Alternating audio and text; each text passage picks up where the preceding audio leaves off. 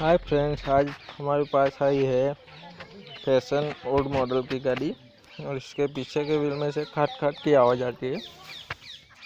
इसका चक्कर का जो बेरिंग होता है वो चला गया लगता है।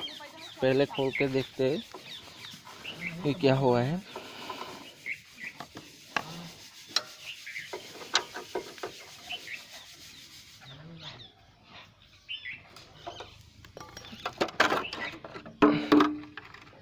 इधर पूरा लोहा गिरा है, घिस सकते। मैं साइड से दिखाता हूँ क्या चीज घिसी है।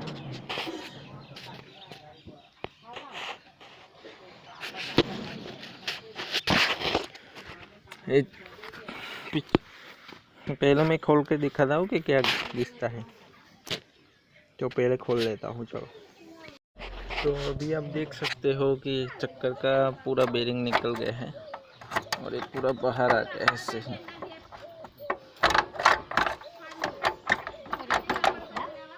पूरी बेरिंग टूट गई है।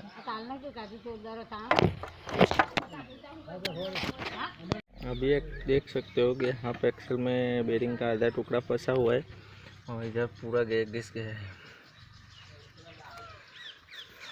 और दूसरा बेरिंग इसमें फंसा हुआ है। अभी खोल के पूरा नया डाल देंगे और बाइक हो जाएगी कंप्लीट। अभी हमने इस बाइक में पूरा बेरिंग डाल दिया है, आप देख सकते हो। अभी कुछ आवाज़ नहीं है और इसमें 6203 का बेरिंग लगता है।